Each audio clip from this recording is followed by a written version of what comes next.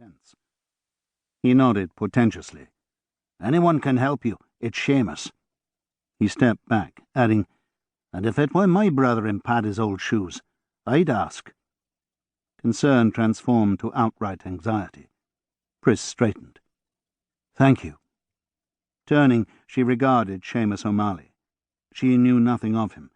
Quitting the bar, she walked across the room. O'Malley sat hunched over a table, nursing a pint pot between work-roughened hands. Pausing beside him, she waited until his gaze rose to meet hers. He blinked owlishly at her, clearly recognizing her, but at a loss as to why she was standing there.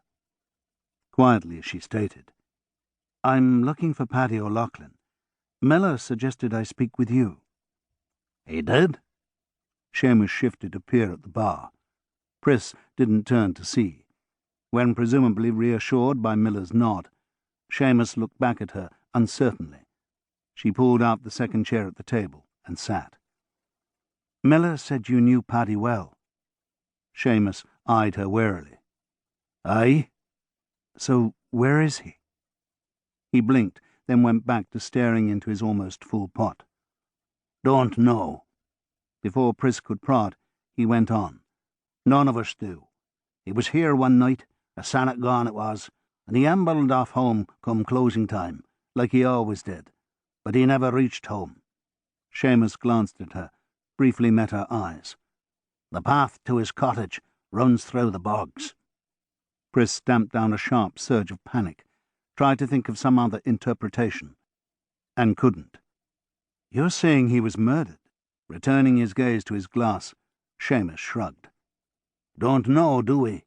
But Paddy'd walked that path 10,000 times, man and boy, and he weren't even drunk, barely tipsy.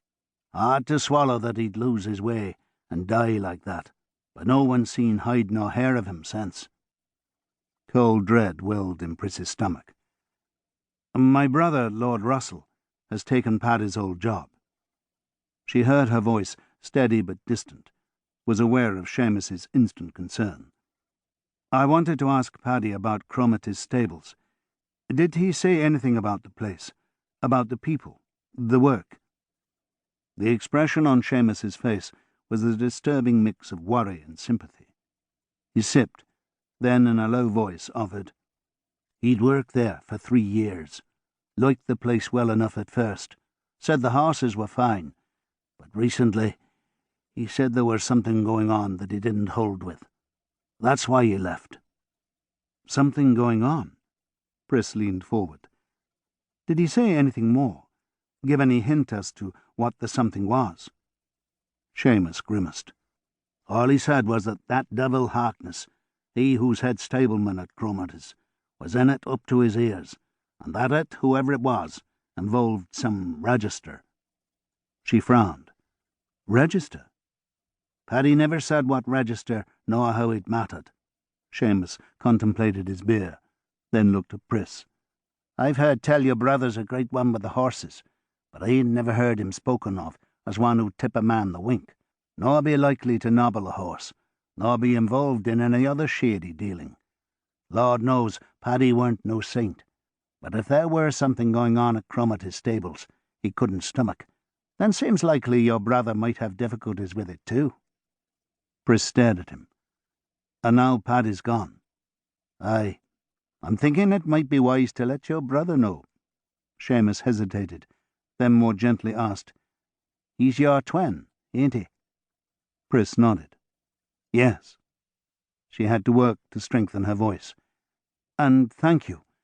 I'll tell him about Paddy."